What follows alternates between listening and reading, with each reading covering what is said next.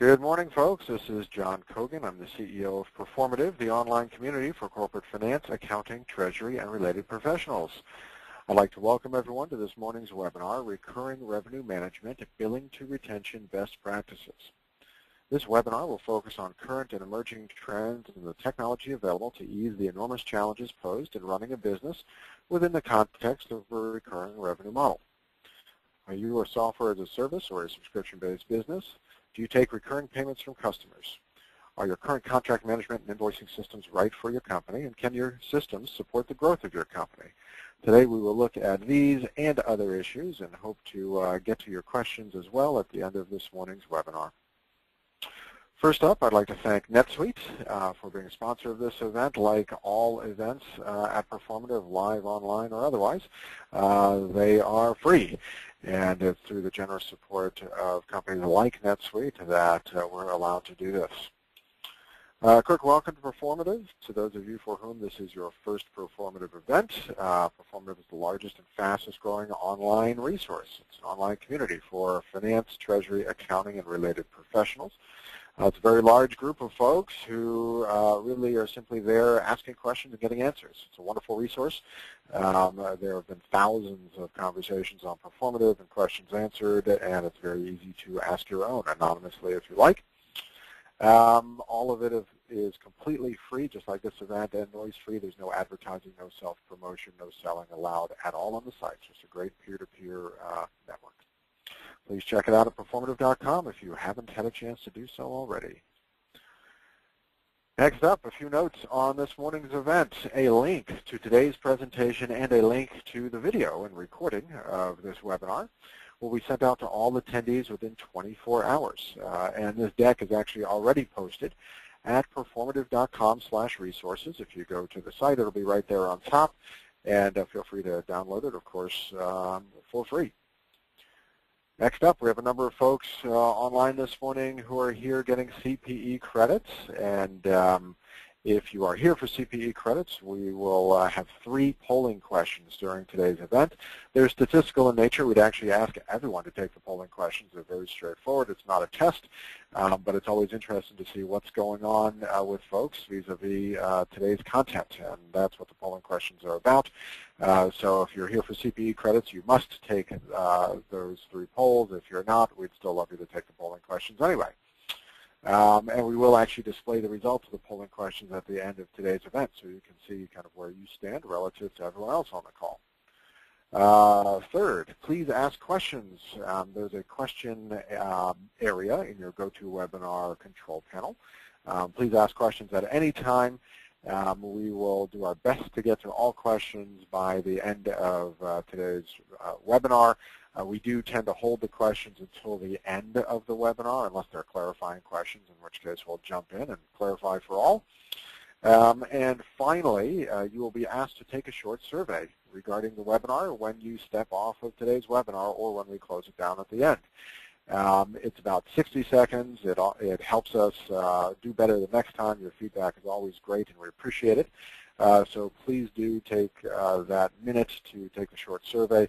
Plus, on that survey, we make it very easy to request outreach to the speaker on today's webinar. So if you want to have us connect you directly to today's speaker, please let us know there. It's just a click of a mouse, and you're good to go. Number of learning objectives today, but essentially it's all about recurring revenue and renewals and how to optimize your recurring revenue processes and technology. And helping us on that front today is Kimberly Odom. Kim is a 15-year technology veteran with experience in enterprise software applications, including CRM, multi-channel customer service, marketing automation, and ERP. Kim is currently the Director of Vertical Marketing in the software vertical at NetSuite. Prior to NetSuite, she worked at Contractual, a SaaS provider of customer interaction management solutions, where she was responsible for the development and execution of the company's marketing strategy. Her extensive background in technology also includes roles in product marketing, product management, and channel sales with startup, mid-market, and Fortune 500 companies. So we're in great hands this morning with Kim. Welcome. And at this point, why don't I hand it over to you and let you take it away. Thanks, John. It's great to be here this morning. Welcome, everyone, to today's webinar. I'm excited to be speaking to you today about the topic of recurring revenue management. It's a model that I am very, I'd say, intimately familiar with throughout my career at some of the various companies that John just mentioned. I've managed P&L responsibility as well as go-to-market execution. At all of these companies, the one thing in common is they were pretty much 100% based on the recurring revenue model. And that's what I am responsible for all of our marketing efforts targeting the software industry. And this is an industry where recurring revenue is quickly becoming the primary business model, certainly for any new software company that's coming to market, but you also see a lot of legacy software companies adopting this model as well. But as you'll see as we go through this presentation, what I refer to as the subscription model is actually becoming the de facto approach for industries beyond just software and high tech.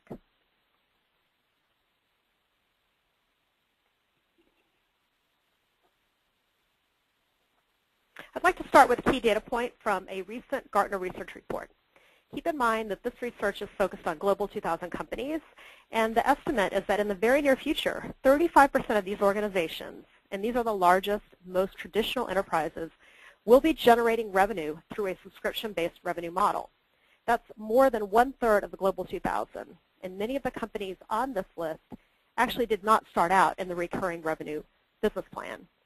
If you follow the software industry, you are already aware of strong companies that have been built on a recurring revenue model, companies such as Salesforce.com, Eloqua, and of course NetSuite. I'm sure you've also noticed recent moves by both Oracle and SAP to tap into this trend. Oracle's acquisition of RightNow and Taleo are being followed by very public launches of the Oracle Cloud. SAP has also made acquisitions to try and kickstart its cloud business as well, snapping up companies like SuccessFactors and Ariba. My point here is that when two giants of the industry start to take notice of the shift to subscription as the main service delivery model, then you know that we are way past the tipping point. So while the research on the previous slide might surprise you, that the world's largest companies and industries are shifting toward this approach, this quote here from IDC illustrates that within some verticals, the shift actually began quite some time ago, and the subscription model is now basically the new norm or mainstream. Nowhere is this more apparent than in the high-tech and telecommunications industries. Specifically, when looking at the software industry, IDC found that this year, more than 80% of new software products that are coming into the marketplace are being provided as a service rather than as a traditional packaged product with a perpetual license attached to it. When you look across the software market landscape, all of the disruptive innovators today, companies like Box, Yammer, HubSpot, Eloqua, Bazaar, Good Data, you'll recognize that the subscription business model is really gaining momentum in B2B markets. These are companies that have built their businesses to take advantage of this shift, and the market has rewarded them. But this shift from purchasing to subscribing is actually disrupting every industry. Stay with high tech for just a moment. If you look at the infrastructure space, rack space has quickly become a dominant player, and fewer companies are actually purchasing servers and running that infrastructure themselves.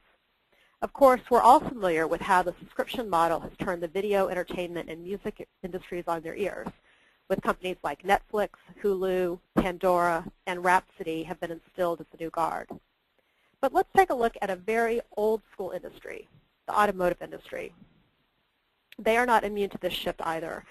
Car sharing subscription services such as Zipcar are no longer on the fringe. There are a number of factors at play, but the rapid growth of car sharing is actually being fueled by younger drivers who have a fundamentally different perception about what it means to own a car and what it means to have your different transportation model.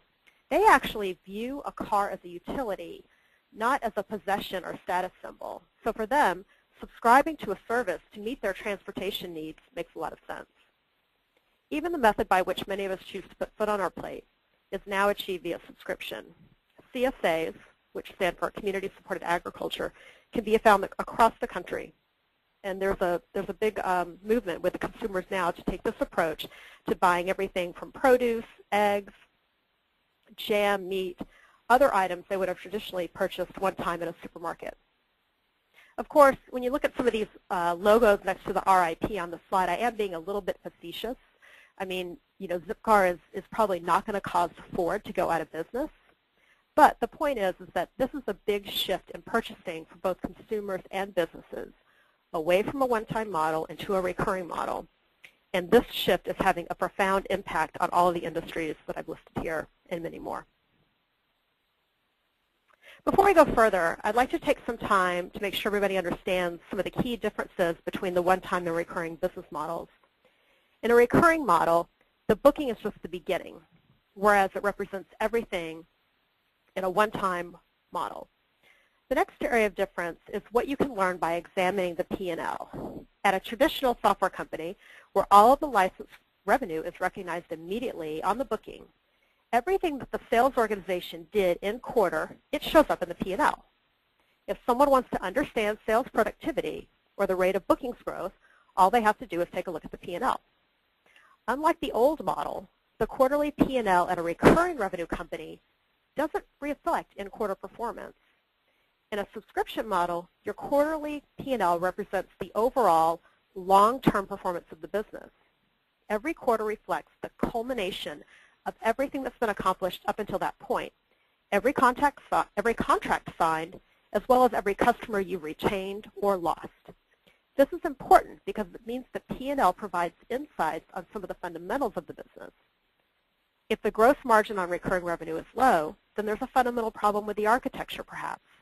Or delivering pricing might be something that's difficult. These could be expensive problems to fix and will require a big focus to overcome.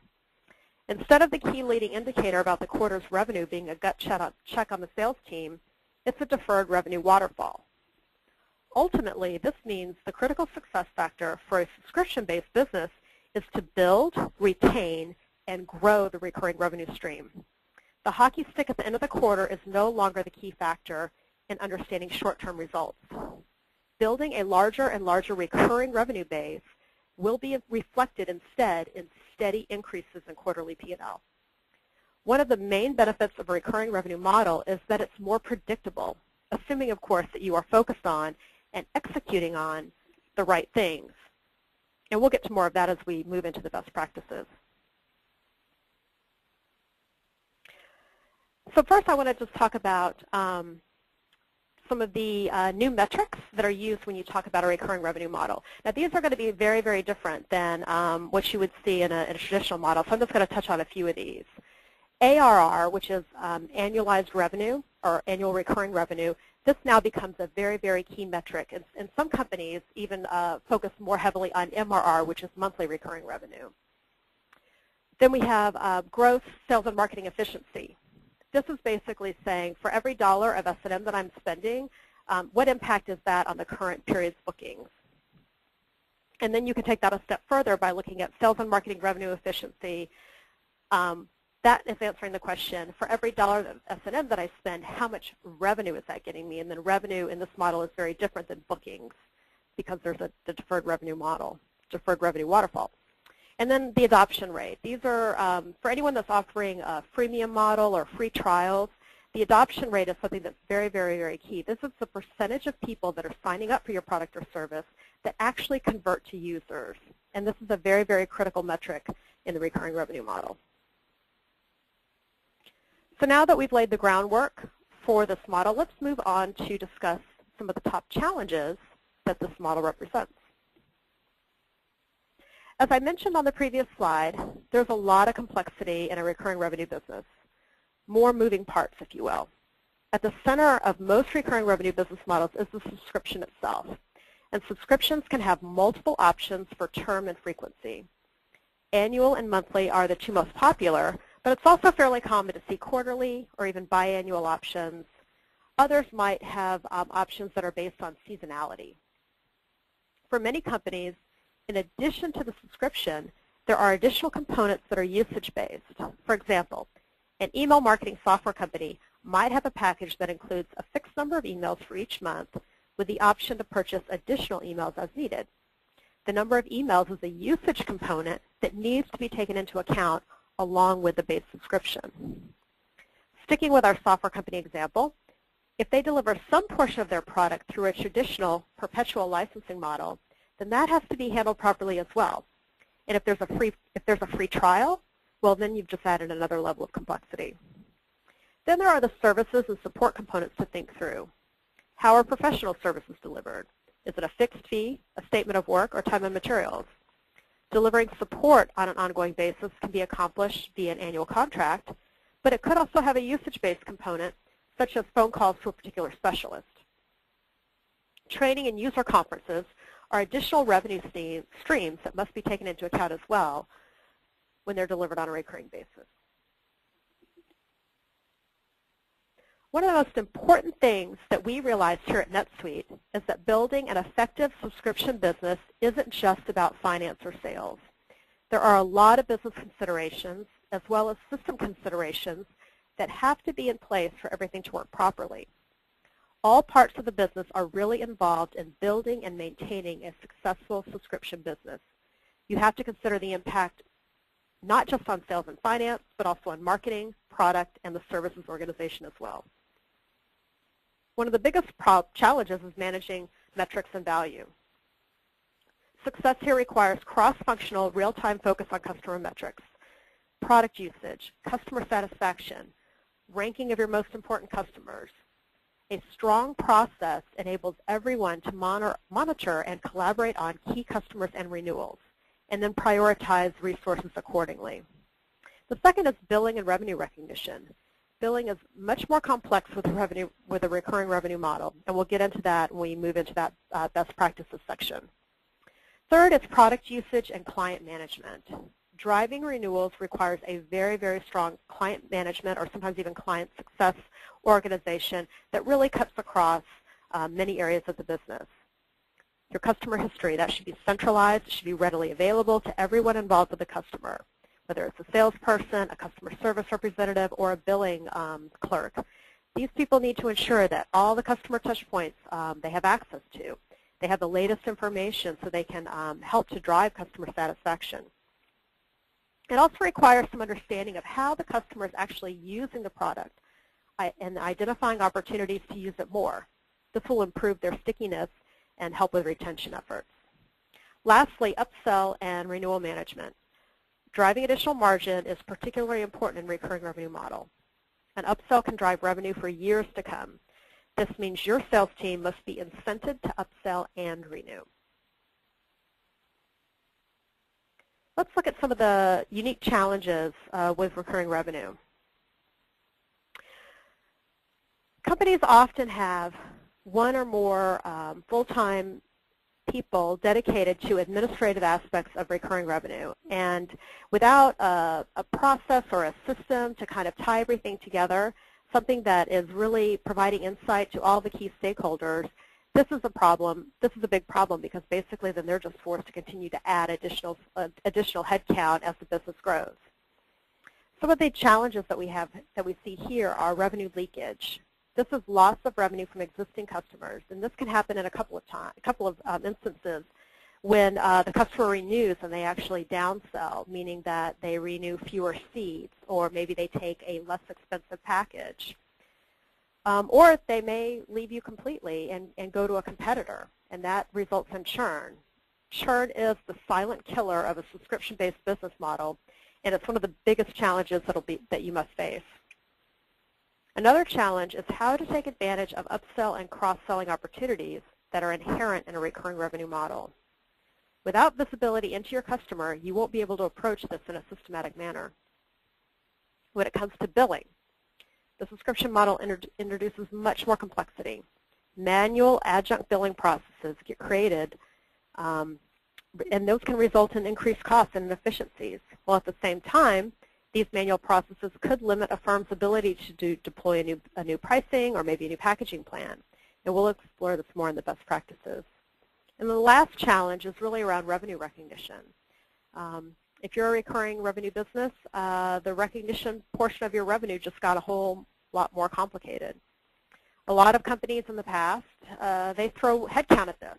And those headcount are armed with spreadsheets, and they're doing all these manual reconciliations. Actually, one of the controllers that I know really well, he referred to this intergalactic spreadsheet that the company was using basically to manage all their RevRec stuff, and moving away from that was was a real coup for them in terms of freeing up their resources to really focus on more important parts of the business. I don't know, intergalactic spreadsheet, that sounds pretty cool. At this point, I'm going to hop in, and we're going to launch the first of our 3 polls today. Once again, if you're here for CPE credit, you must take all 3 of these polls. If you're here not for CPE credit, we'd still love you to take the poll. It's always interesting to take a look back, which we will do at the end of today's webinar, and see where people stand on these items. And once again, it's not a test. These are more statistical in nature. We'll go ahead and leave this open for another 20 seconds while folks get their votes in. I'll just use this moment as a quick reminder for folks. Please feel free to ask questions anytime, which Kim can address when we get to the Q&A portion of today's program. There's a little question section in your GoToWebinar control panel for that, so it's very easy to do. All right, at this point, I'm going to go ahead and close down this first poll. Thanks, everyone, for that, and we'll go ahead and hand it back over to Kim to continue on. Thanks, John. Okay, when people see this slide, I don't want anyone to get worried. This is not a NetSuite commercial. The reason the slide is up is I just really want to underscore how important recurring revenue is to our business. Because I'm going to be sharing with you a lot of the best practices that we use to run that business. As you know, we are a software as a service company, which means people subscribe to our solutions. In addition to recurring revenue from software, we have a very complex business. We have a large professional services organization. We have an education services organization. So there's a lot of complexity here, and we've been very successful in terms of growing that business. So what I'll be doing in the next set of slides is taking you through how we approach all the challenges that I just discussed, what we've learned from growing our own recurring revenue business over the past 10+ years, and the best practices that have helped us be successful. I'm really pleased to be able to share these with you. So as we move into the best practices section of today's agenda, I'll first be covering best practices as they relate to billing. There are several best practices I want to review with you today, but first, let's just talk a little bit about why the billing part of the puzzle is so critical. Inadequate billing capabilities can introduce a lot of risk into what we've already learned is a very complex business model. Increasing days sales outstanding, that can lead to cash flow problems. Actually, at NetSuite, we use a different key metric rather than DSO, and that's DBO, or days billing outstanding.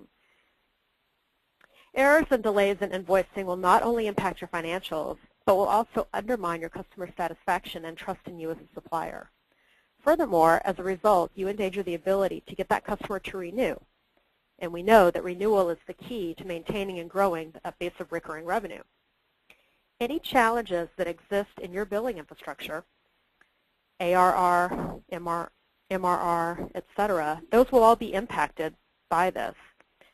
And when you go to actually recognize that revenue, then those challenges will be magnified even more.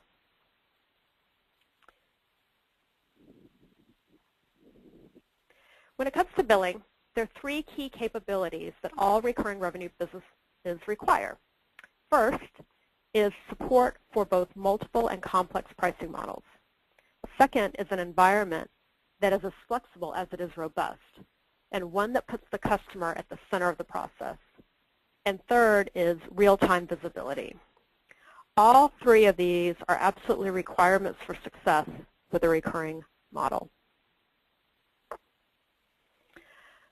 Billing best practice number 1, and that is really understanding the bigger picture.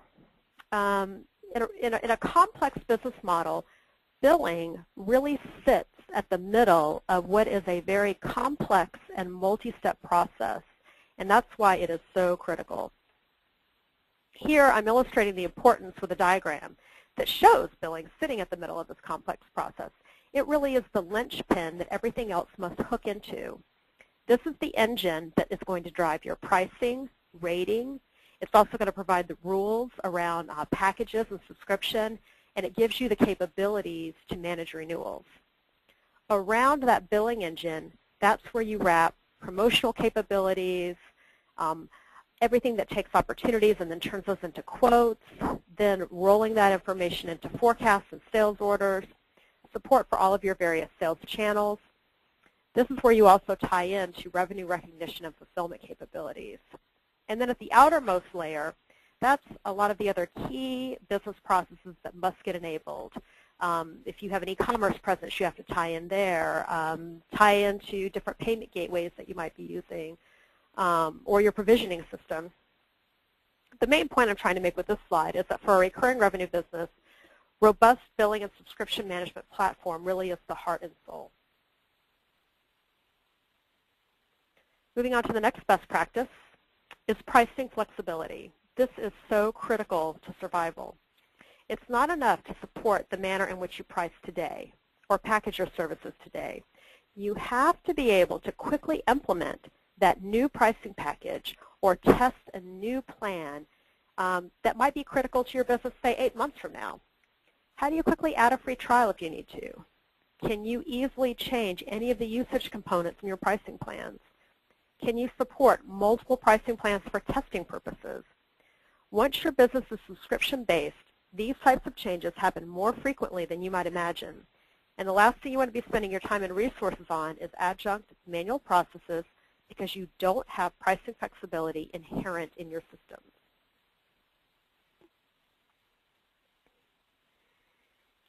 Best practice number 3 is all about considering the right type of solution. I mean, this is so critical.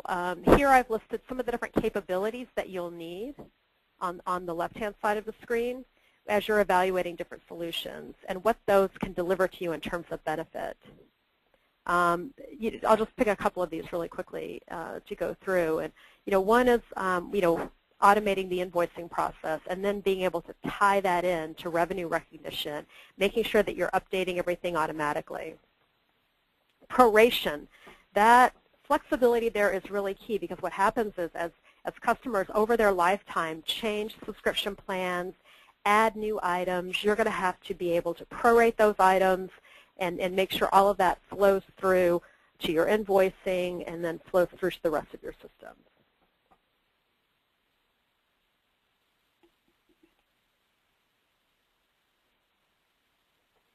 The last best practice, best practice number 4 with respect to billing is integrating billing with the rest of your financial platform.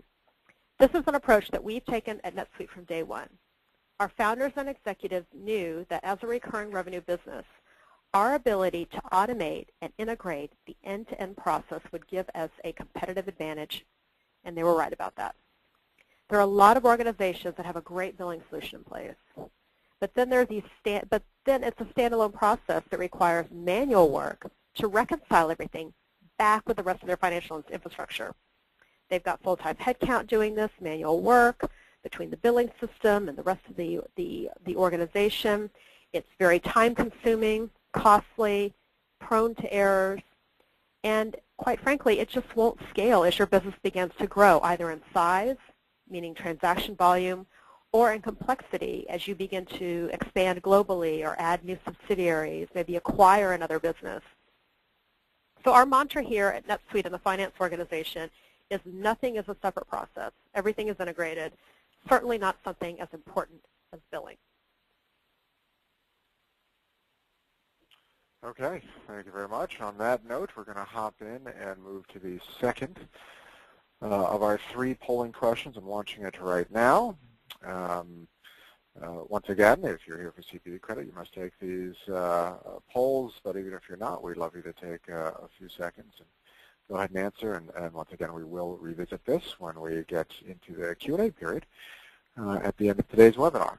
Speaking of which, please feel free to ask questions at any time during today's webinar, and we'll do our best to get to them during the Q&A section, which is going to come up after this next section. So we've got one more section of presentation, and then we'll get into the Q&A. I'll leave this poll open for another 5 seconds here, and then we will close it down right now. Thanks, everyone. And Kim, back to you. Thanks. Of course, the second piece of the recurring revenue puzzle is retention. Early on, when businesses are first starting out, it's really easy to get caught up in focusing primarily on new customer acquisition. And obviously that's very important. But equally, or perhaps more important, is focusing on retaining those customers once you have them. Again, I have several best practices that we use here at NetSuite to keep our retention very high. But first, let's talk a little bit more about what kills recurring revenue, and that is churn. Earlier, I promised that we'd talk in more detail about churn, and that's because nothing has the potential to do more damage to a recurring revenue business than churn. So let's look at this in a little bit more detail so we can understand the impact and figure out how to minimize that impact. First, the rate of churn combined with the rate of new customer acquisition, that defines not only how fast you can grow your customer base, but how large that customer base can actually and ultimately grow to be. Second, churn defines the customer lifespan. This limits customer lifetime value, and it defines the reasonable limit that you can place on your customer acquisition costs. So this piece ties back in to some of those sales and marketing efficiency metrics that I discussed earlier. Let's look at this in practical business terms. With a churn rate of 7%, you have to book enough business to replace your entire revenue base every 10 years before you can even think about revenue growth. That is a pretty daunting task. So you have to take a look at your product. Is it inherently sticky? And then you have to take a look at the customers you're selling your product to. Are those customers inherently sticky? The bottom line is that recurring revenue company with a high churn rate, and 7% would be a very high churn rate, it's fundamentally less valuable than one with a naturally long customer life. So let's move into the best practices for retention. The first one, understanding the value of each customer. I think everybody understands that understanding their customers is critical. But it's one that I'm not sure that a lot of companies realize how much effort goes into actually putting this into practice. If you don't understand your customer, how can you effectively prioritize renewals or ensure that your resources are focused on the right customers? We've developed an approach that we use here at NetSuite, and we call it SuiteRank. Essentially, it's a ranking that enables executives, sales, client management, and support to identify and monitor our most critical customers. We use this in conjunction with understanding the likelihood of a renewal. You could rate that on many scales. But the combination of these two measures allows us to quickly identify the most important customers and also the ones that might be at risk for renewing. And then we can focus our resources on those customers as necessary. So we view driving a customer measure like SuiteRank as critical for growing recurring revenue. However, it means you have to collect data from multiple business functions to calculate the rank. You need information from finance, things such as the recurring revenue of that customer and how profitable that customer is. You need information from client management. What's their reference level? What's their current level of customer satisfaction? You also might need some information from marketing. Is this maybe a customer that has adopted a new product, and so they're kind of in strategic, or maybe they're in a strategic vertical that you're looking to penetrate more? Having all of this data in a single source simply makes it a lot easier to calculate, and then it actually makes those metrics usable.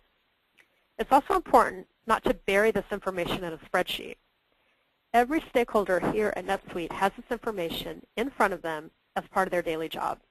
And that's why we take SuiteRank and place it on everyone's daily dashboard, together with their other day-to-day key metrics. This makes renewal management here at NetSuite everybody's job. Next best practice is capitalizing on your customer annuity. This is a critical principle of managing recurring revenue. If all of your resources are constantly focused on just getting new business, and you aren't focused on managing the renewals, then you're really missing out on a key part of the organization, and you're also leaving money on the table. One of the key issues here is effectively managing upsell and cross-sell opportunities. If you're not monitoring your upsell and cross-sell, then that's going to be a big problem for you. Here, we monitor upsell and downsell at a strategic level as well as at an operational level. At the executive dashboard level, our executives monitor customers that are upgrading and downgrading service. This helps provide a real-time view into opportunities that drive increased customer value or risk to our forecast. This way, our executive team has visibility and can change strategy and sales alignment in a timely manner. For sales teams that are compensated on upsell recommendations with customer choices and then understanding that customer history are very, very helpful. And they ensure that then the upsell is likely to be a very good fit with those customers' requirements.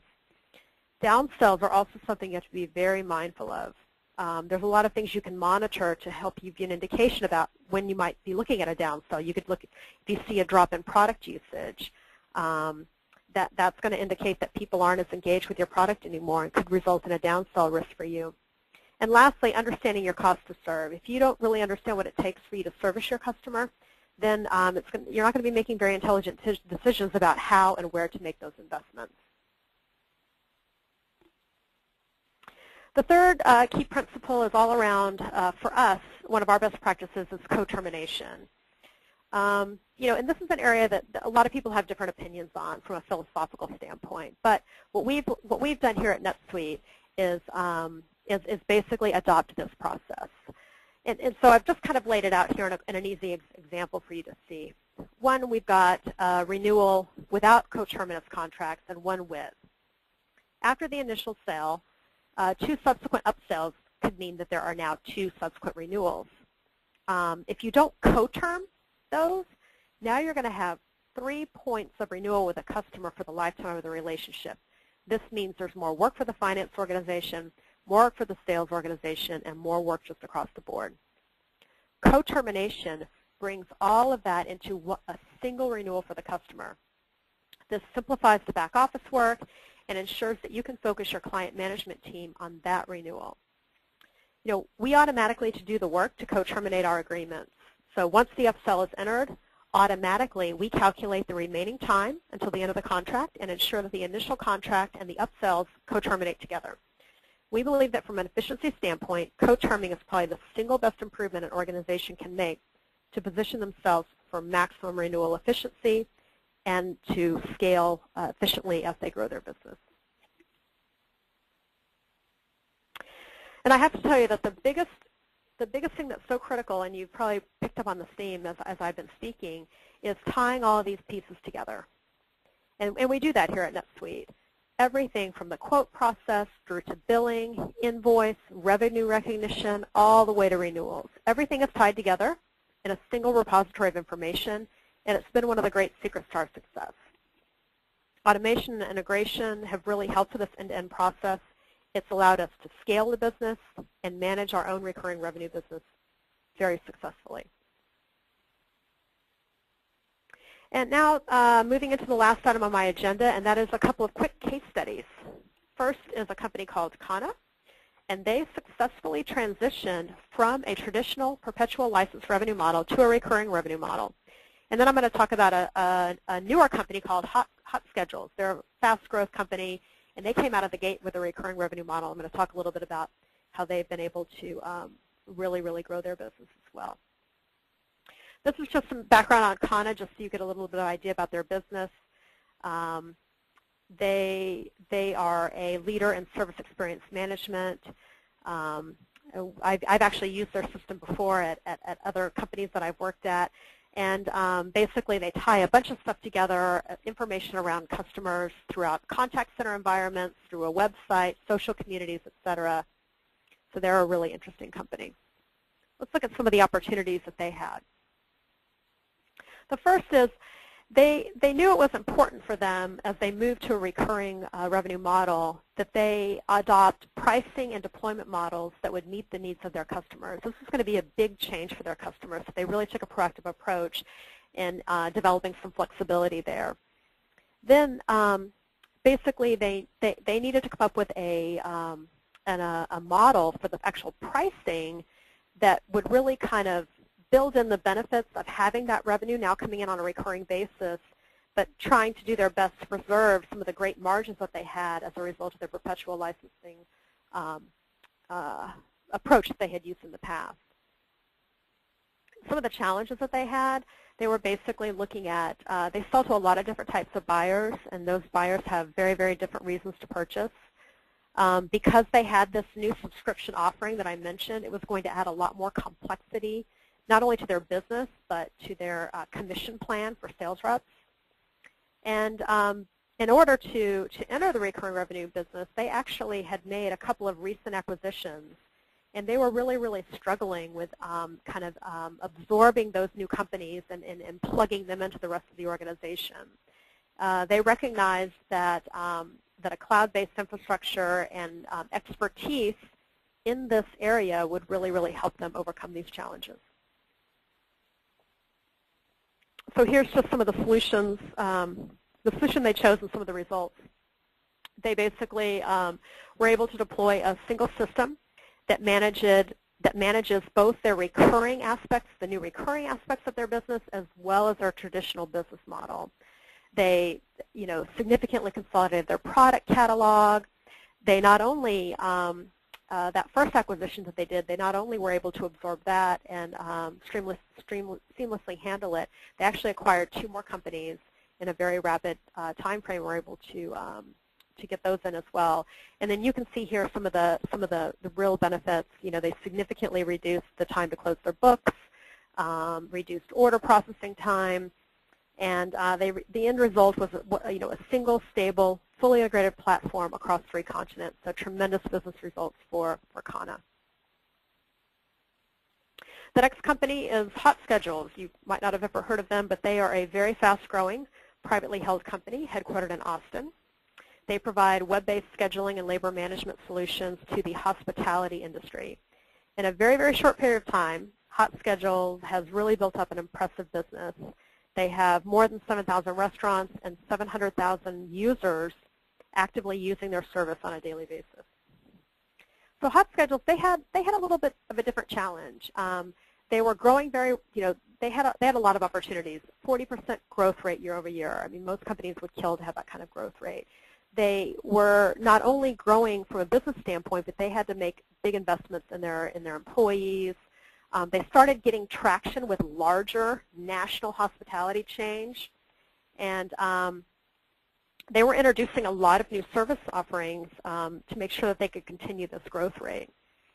The key challenge was for them, they basically had no way to manage their contract renewals. They knew that this was a key weakness and that over time it was really going to undermine their growth. They had it was very difficult for them to track the billable hours and implementations across their implementation team and professional services organization. And they were spending a lot of time with these manual processes, basically tying back from billing into RevRec that I talked about earlier. They were just spending an inordinate amount of time in spreadsheets trying to manage that. So some of the results that Hot Schedules was able to achieve, they completely automated the renewal practice. They actually adopted a lot of the best practices that I've shared with you today from that suite. They now they have an automated process that kicks off once they're 90 days out from renewal. All these things trigger in the system and people start getting engaged with making that renewal successful. They made a lot of progress in terms of once a sale is closed to getting their implementation specialists up and running on those customers, and then getting those customers up on the product and their solution very, very quickly. And they've completely streamlined and automated their RevRec. They have a very, very large pricing and product catalog, multiple RevRec schedules. They're in full compliance with EITF 0801, which for their business model they need to be, and everything's very traceable, built-in audit trails, and they're just really continuing to grow very rapidly. So I just want to leave you with a few final thoughts before we move into, I think, the question and answer period. If I had to boil everything down into one slide, it would be this. If you're a CFO or a controller, a recurring revenue model, there's a lot of leading indicators in that model, and it's really, the burden is placed on you as a finance leader and executive to read those. Here I've listed several things that will make a recurring revenue business more valuable. You've got that steady annuity. You've got long customer life. Your churn rate is low. all of these things that you see listed here. And then, lastly, this is something that our CFO, Ron, this is a quote that I like to use from him, and that is, every quarter is a culmination of everything you've ever done. So you need to consider that future as you're doing it. And that's it. Wonderful. Thank you very much. At this point, Kim, I'm going to go ahead and launch the third and final of our polling questions. Let's go ahead and get that taken care of. Then we'll revisit the polling questions, and then we'll get into the questions from the audience. So any moment now, the system will, okay, there we go.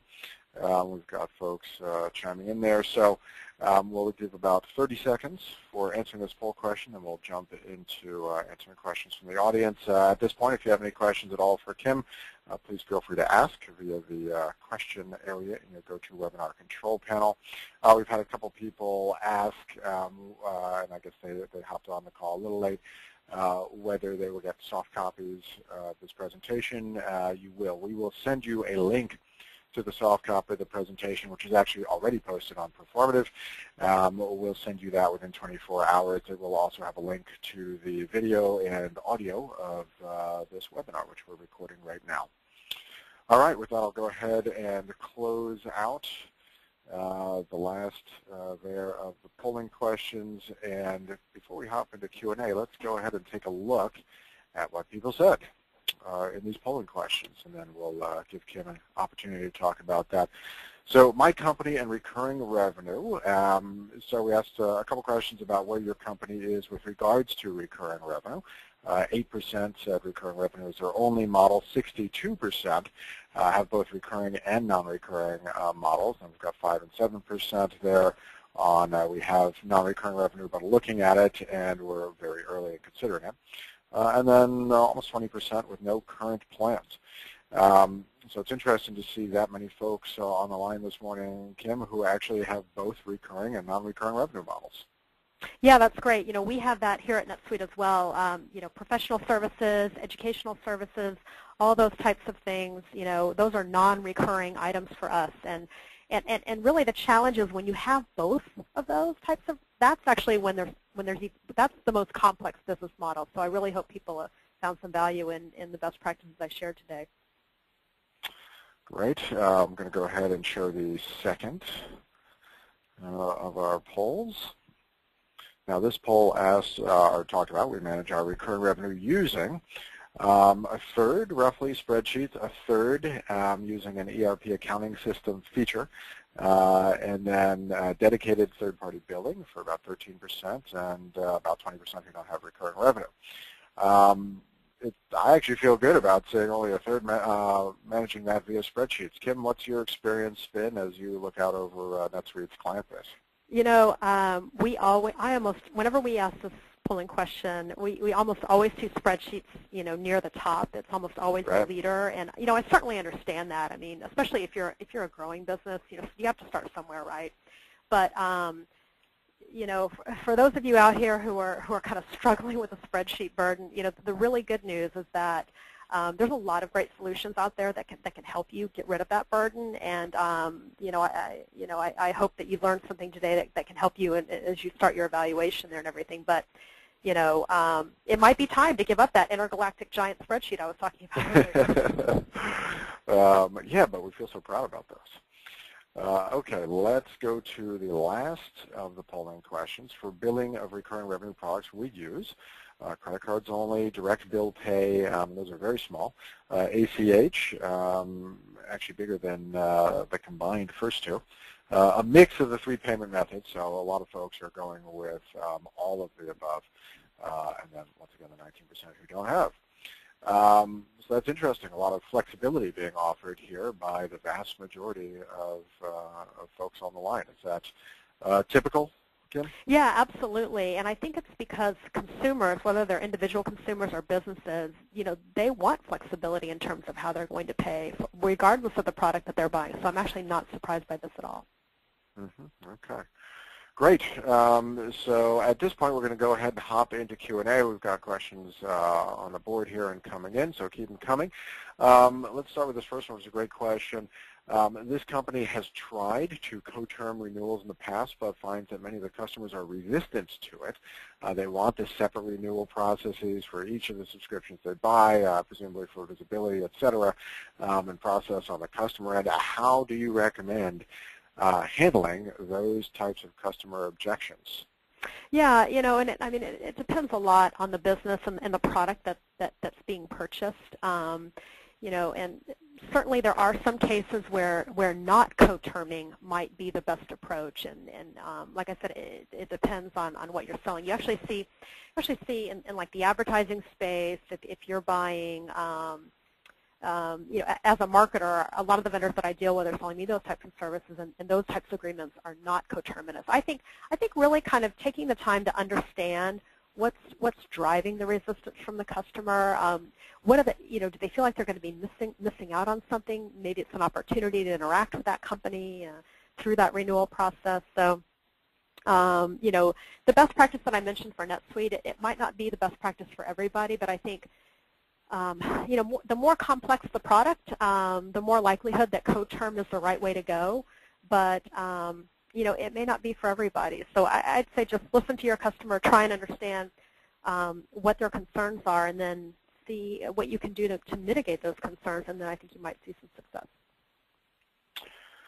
Okay, next up is the billing the billing systems and capabilities that you talked about today. Is that an integrated part in the broader NetSuite platform, or is that something that can be had standalone and integrate with other ERP and accounting system platforms?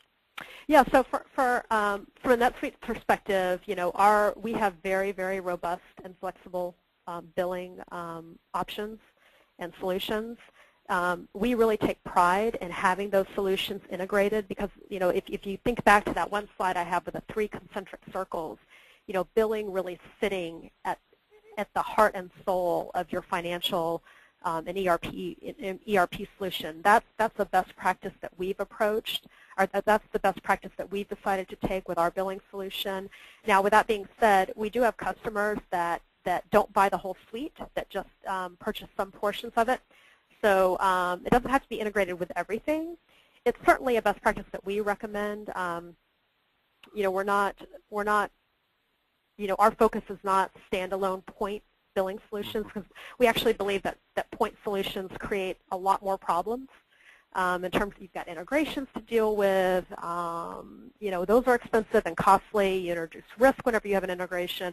So it's not the approach that we tend to take. But we're happy to talk to people about the solutions that we have for that and see if they might be a fit. Gotcha. And speaking of that, we did have a question here. How can we contact Kim directly? So in the survey that we'll be presenting you with as soon as we end the webinar in just a few minutes here, you'll just be able to check a box, and we'll be happy to connect you directly with Kim. Okay, next question.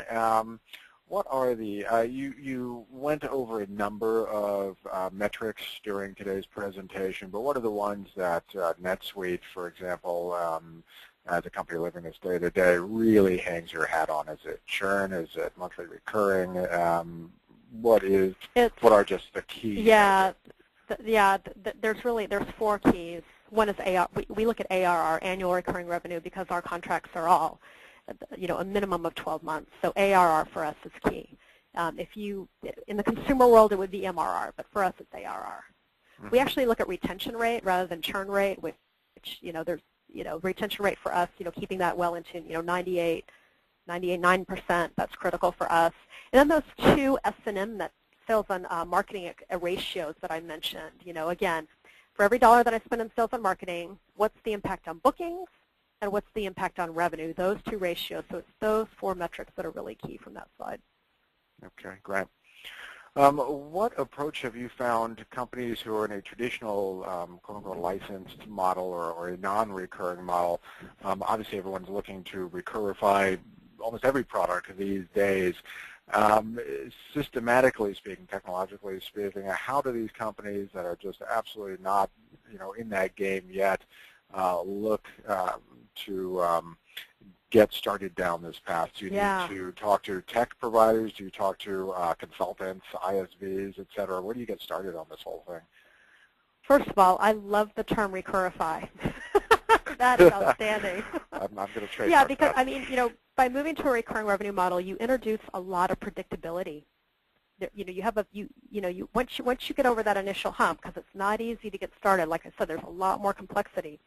But once you've got that business humming along, you've got a very predictable revenue stream.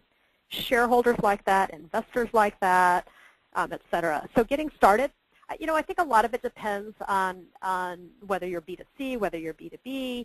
I would actually talk to a number of people. I would find some other companies that have a recurring model that you respect, and try and talk to some people there. That could include consultants, absolutely, and then talk to your technology providers. I mean, a lot of what we do at NetSuite is, we spend a lot of time, people who are considering us, we spend a lot of time educating them about what are the challenges that you're going to have to face if you move to a recurring model, and how can technology solutions really help you overcome those challenges. So I'd talk to technology providers.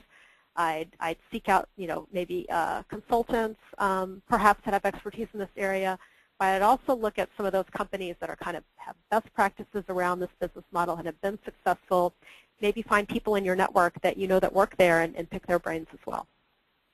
I would also humbly suggest throw a question out on Proformative. I know we've actually had some questions about this before, and of course it's all finance, accounting, and related folks out in the community, and it's an interesting place to go to see what your peers think about these things.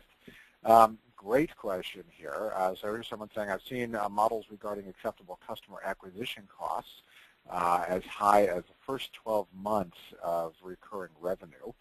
And this goes right to the heart of financial analysis and the cost of transitioning to this model or living in this model.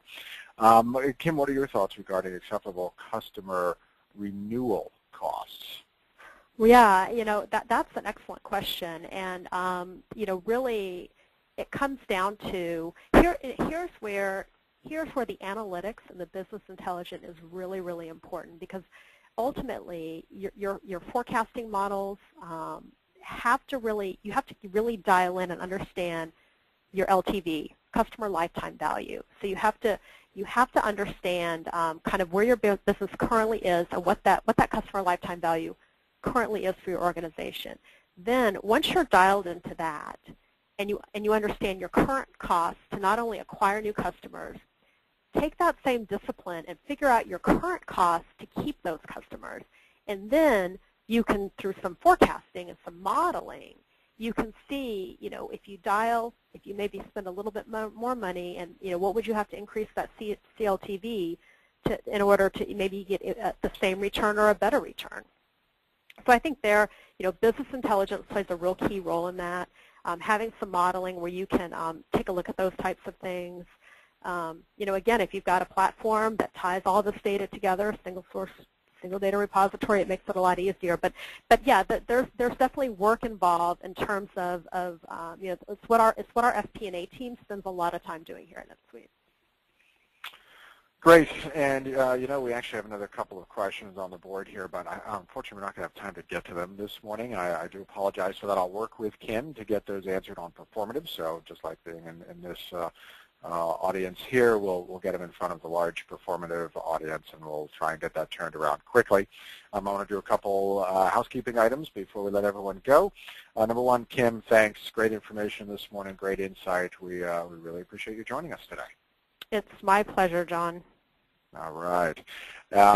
Next, a couple quick items. Whoops, sorry about that. Thanks to NetSuite, of course, for their support. We couldn't do this without them, and their support and sponsorship allows us to do everything we do on Proformative, well, them and other sponsors, at no cost to our users, which is great for everyone. Next up, just quickly, if you have any questions about CPE credits, please contact Tanya Walsh. You can see her email right there. Soft copies of today's presentation, plus copies of the recording, will be posted on performative.com within 24 hours under the resources section. And with that, a final thanks to everyone who joined us today. We appreciate your time. We understand how valuable it is, and we're glad that you spent this hour with us. Hope you walk away with a lot of new and valuable information and knowledge, and we hope to see you next time at another event or online at Proformative.com. And with that, I'll go ahead and let everyone go. A reminder, please give us 60 seconds to take the quick survey, and also if you'd like to be connected with Kim Odom, today's speaker, just check the box and we'll be happy to help connect you. Take care, everyone.